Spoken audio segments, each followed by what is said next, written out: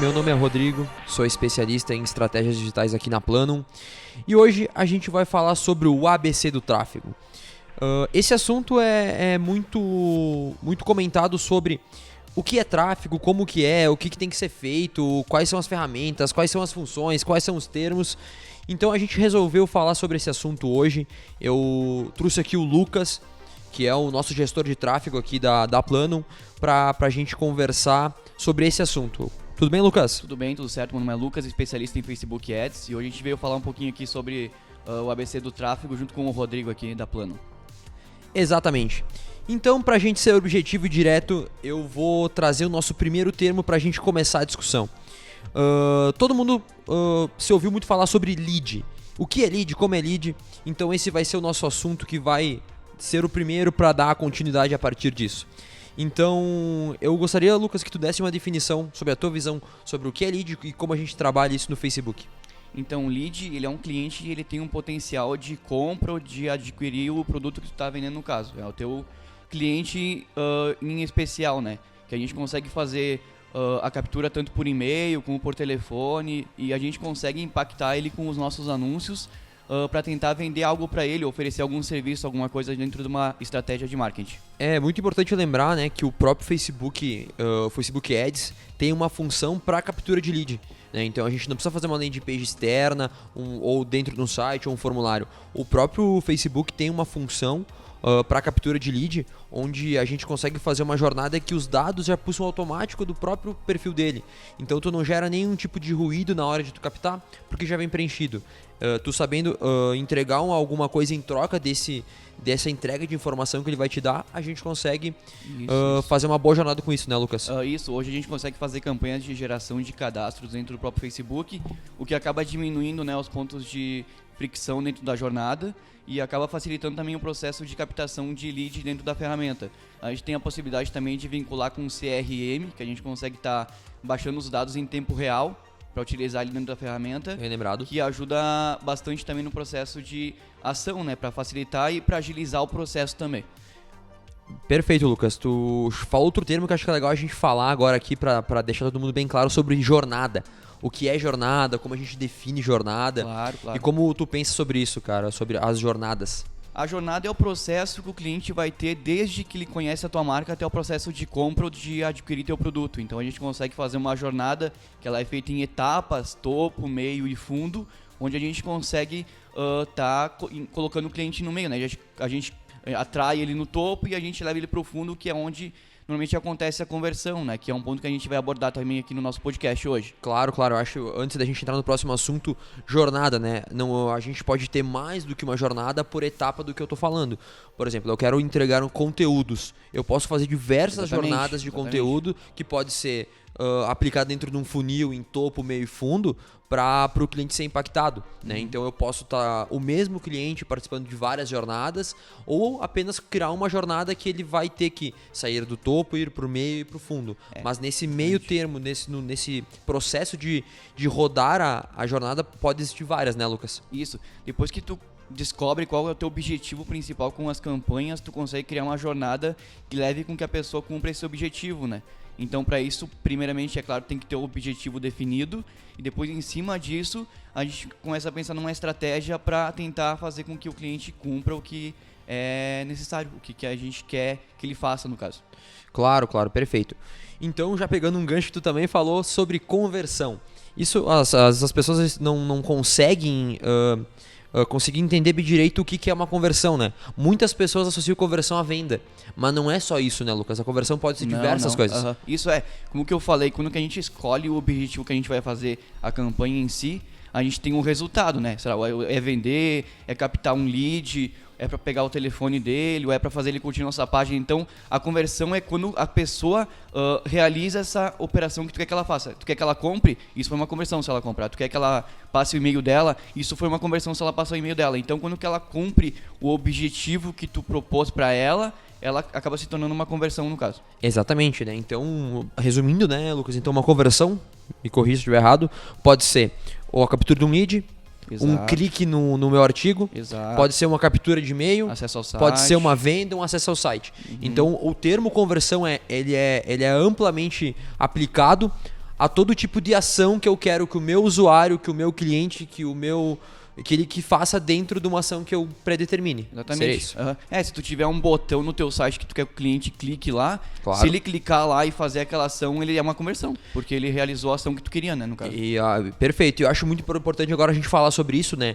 Como quando o meu usuário faz uma ação, como é que eu sei que ele fez? Acho que é importante falar sobre os pixel.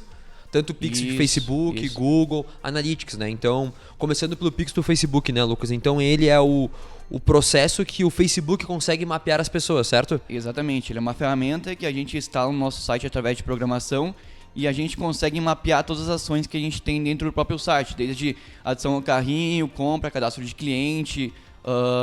O Facebook mapeia todas essas informações e traz para dentro da ferramenta para a gente conseguir desenvolver campanhas e aumentar a inteligência da ferramenta, no caso. Perfeito, exatamente. A partir disso, né, tanto no Facebook quanto o Google Ads, que são hoje as duas maiores ferramentas, mas todas as ferramentas de tráfego, né, Taboola, Outbrain, LinkedIn, Twitter, tem o seu próprio tag de conversão, né, que a gente fala que é o pixel, e pode ser feito isso, né? Ele aumenta a inteligência dos teus anúncios, né, a partir de captura de dados, análise de dados, ele é uma ajuda para o operador de mídia conseguir encontrar o melhor público, conseguir mapear suas conversões para mostrar seu resultado, né? Então, como o Lucas falou antes, se eu quero que o meu cliente faça uma ação e apertar um botão, eu posso configurar isso através do pixel dizendo que isso é uma conversão.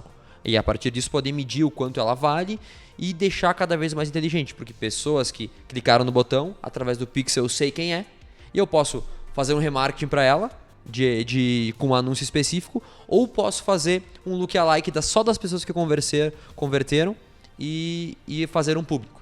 Certo, Lucas? Isso, certo, Então, já puxando outro assunto, lookalike. Exatamente isso. Então, para quem nunca ouviu falar no termo, lookalike é o público semelhante às pessoas que tu tem que acessaram no teu site ou que compraram o produto, que adicionaram no carrinho. Então, tu consegue pegar uma porcentagem dessas pessoas ali, uma amostra, e criar um público semelhante a elas e fazer com que a ferramenta encontre mais pessoas parecidas com as que realizaram a ação. Sei lá, eu quero criar um público semelhante das pessoas que compraram meus produtos nos últimos 30 dias. O Facebook vai pegar pessoas parecidas com essas e vai encontrar mais gente parecida para mostrar teu produto para elas. Ou teu serviço, no caso. Exatamente.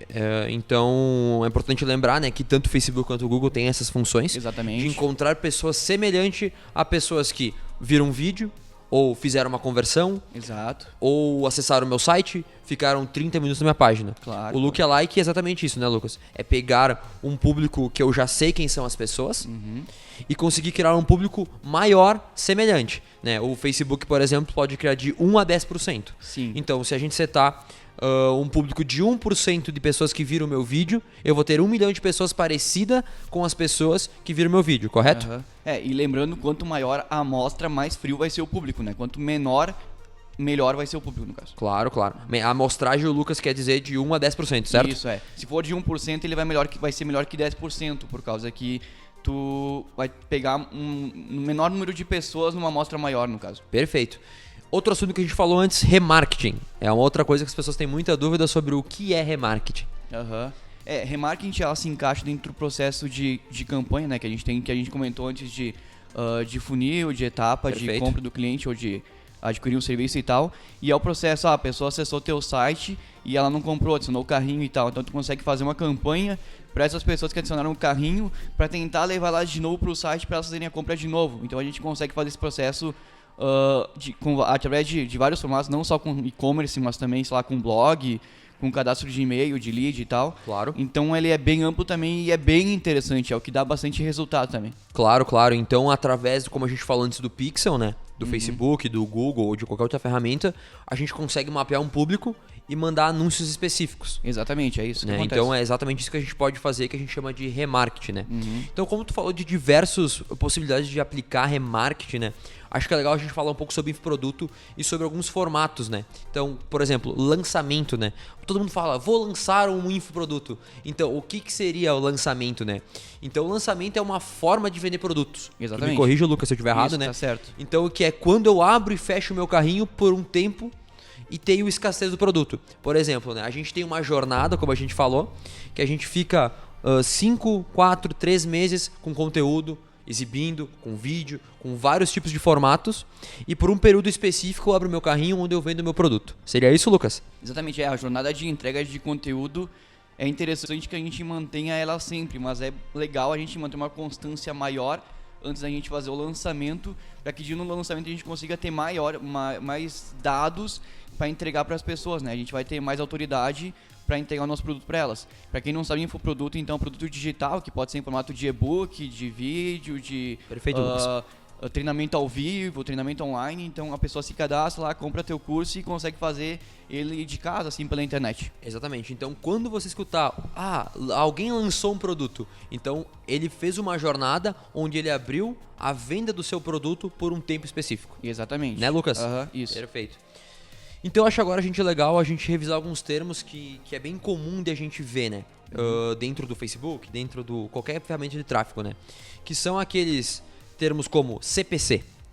O que seria o CPC, Lucas? CPC é custo por clique, que é o valor que vai ser atribuído à pessoa que clicou na tua campanha. Então o Facebook ou a ferramenta que tu utiliza para fazer campanha, ele faz um cálculo e ele determina qual que é o valor que tu tá pagando para ela pelo clique que ela deu no teu anúncio, enfim, no link que tem lá na campanha. Perfeito. Então, o Facebook pode, ou tanto o Facebook quanto o Google, ele faz a cobrança do teu anúncio em cima desse termo CPC? Isso, depende do objetivo de campanha que tu escolher, é claro. Se for lá, a gente tem diversos outros que a gente vai citar aqui, mas se o objetivo da campanha for levar pessoas para o site, for tráfego, ele vai cobrar em cima de CPC, que daí é o custo por clique. Perfeito. Então, vamos para outra que é CPM.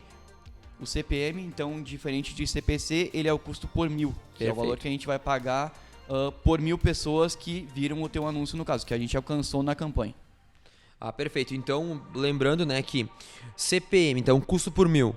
Quanto maior a concorrência do teu público, maior vai ser do CPM, certo? Exatamente. Quanto maior a concorrência, mais pessoas disputando aquele público, maior o CPM. Quanto menor o tamanho do público, teu CPM também fica mais alto. Isso, ou seja, se eu tenho um público que muitas pessoas estão disputando, por exemplo, é um público que te interessa em futebol. Aqui no Brasil existem muitas pessoas que se interessam por futebol. Então meu CPM tende a ficar muito caro. Mas se eu tenho um público muito pequeno também, muito restrito, tende a meu CPM a aumentar também. Correto, Lucas? Correto. Então tem que sempre saber balancear isso na hora de fazer uma campanha para usar um objetivo de alcance, né? Que a gente usa CPM. Perfeito? Isso aí. Então, outro que é CPA, que é o custo por ação, certo? Então, certo. Quando eu faço uma campanha de conversão, eu posso ser cobrado por ação, que é uma compra, um lead, um comentário. Então, ele é o custo por ação. Quanto custou para o meu lead fazer uma ação dentro do meu blog, dentro do meu site, certo? Certo, o CPA, então, é quando que a pessoa realiza uma ação dentro da ferramenta, o Facebook conta ela com uma conversão, que a gente comentou antes, e daí ele acaba cobrando, ele na verdade ele não cobra por isso, mas ele mostra pra gente quanto a gente gastou para executar aquela ação, né? O Facebook ele já vai estar sempre investindo e tentando levar pessoas, mas se a pessoa constar lá como uma conversão e o objetivo for CPA, ele vai contar lá como uma conversão. No caso. Então a gente pode medir o nosso custo por ação através de uma das ferramentas que dá esse custo para nós. Quanto eu paguei por uma conversão. Exatamente. Mas não quer dizer que eu vou pagar o meu anúncio com o CPA. Não quer dizer que tu só vai pagar quando que a pessoa clicar. Não, é diferente disso. Aquele valor que está mostrado ali, ele é um cálculo baseado no que foi investido em mídia para ter o resultado. Perfeito. Então a gente pode usar outro agora que é o CTA, que é a taxa de clique do meu anúncio. Eu gosto sempre de usar essa definição, que é o quanto o meu anúncio é bom, né? Como é que se mede o CTA, né, Lucas? É a taxa de clique do meu anúncio dividido por impressões. Então ali eu consigo ter uma porcentagem de quantas pessoas clicaram no meu anúncio. Acho que esse termo do CPA, né, essa métrica, é bem importante, né, para saber como tá a qualidade do meu anúncio, né? Porque eu sei a porcentagem de pessoas que clicam. As métricas, todas elas são muito importantes, né? Mas eu acho que a gente tem que tentar ver, como que eu falei antes, o nosso objetivo que a gente tem em mente e se basear nele. Mas é interessante a gente tentar avaliar todas elas para ver se a gente consegue melhorar também, né? Claro. Então essa é uma métrica bem importante para estar sempre cuidando nos seus anúncios, né? Como está o teu CTA. Exatamente. Perfeito, né? Então, mais uma, Lucas, CPV. O CPV, então, ele é o custo por visualização de vídeo. Isso. Hoje a gente consegue fazer campanhas de visualização de vídeos em especial no Facebook, que é o que eu trabalho, que eu mais tenho conhecimento. mas eu acredito que a gente consiga fazer em outras ferramentas também. Então a gente consegue, ele consegue medir pelas pessoas que viram o vídeo. Hoje a gente tem diversos formatos, como, sei lá, CPV de 25%, 50%, 75%, 95%, que seria a porcentagem que a pessoa viu o teu vídeo. Então tu consegue tirar esse cálculo da ferramenta. Quanto que tu pagou para as pessoas verem 25% do teu vídeo, quanto tu pagou para as pessoas verem 95% do teu vídeo. Então isso aí é uma métrica que a gente utiliza bastante assim, em questão de campanhas, principalmente de vídeo, é claro, pra gente conseguir ter uma noção se realmente o vídeo é atraente pra pessoa e se tá dando realmente resultado, né? Perfeito, né? Então vale lembrar que pro Facebook encontrar uma visualização, a pessoa precisa ver no mínimo 3 segundos do vídeo. É, exatamente. O YouTube precisa ver no mínimo 30 segundos. Né? Claro, como o YouTube é uma ferramenta nativa de vídeos, o tempo é maior para poder contar com uma visualização, certo? Mas o Facebook conta a partir dos 3 segundos. Né? Então vale lembrar isso, né? Acho legal uma outra coisa também é falar sobre o que é envolvimento dentro do Facebook, Lucas. Claro. Que o envolvimento, né, é qualquer ação que o usuário faça no meu anúncio, né? Um comentário, um like, um clique na imagem para expandir, certo? Certo, toda ação que acontecer com um anúncio ou até mesmo com publicação orgânica, a gente considera isso como envolvimento. Desde o cara clicou no link, também é um envolvimento, ele se envolveu com o teu anúncio. Perfeito. Então esse é um público também bem interessante que a gente tem hoje dentro do Facebook, que a gente consegue trabalhar e ter bastante resultado, porque se a pessoa se envolveu com a tua campanha, com o teu anúncio, ela realmente é um público quente, né? Um público que tem interesse pelo teu produto, no caso. Claro, eu acho que é bem interessante, né? Como a gente fala no funil, tem etapas do funil, etapas da jornada, que por mais que tu esteja mirando conversão em algum momento, né, Lucas? É importante trabalhar o envolvimento, né? Com certeza, é muito importante, até pra gente tentar alcançar mais pessoas, né? No caso de mais clientes potenciais. Exatamente, já pegando teu gancho, alcance, né? O que é o alcance dentro do Facebook, por exemplo, Lucas? Sim, a gente falou sobre CPM antes, que é a métrica principal quando a gente se fala de alcance, né, que é o custo por 1000 pessoas alcançadas. Então o alcance, basicamente, a ferramenta vai pegar e vai tentar alcançar o máximo de pessoas possível no determinado tempo que tu tiver a campanha em veiculação, né? Então a gente utiliza bastante para reconhecimento de marca, porque a gente consegue alcançar o maior número de pessoas investindo pouco, né? Claro. Já vou fazer outro paralelo com impressões, né? Que às vezes as pessoas se confundem o que é uma que é a outra, né? Impressões é quantas vezes o meu anúncio foi mostrado para uma pessoa. Exatamente. Por exemplo, o alcance é único. Uma pessoa viu, né? Numa atribuição de 28 dias, o Facebook conta como uma pessoa alcançada.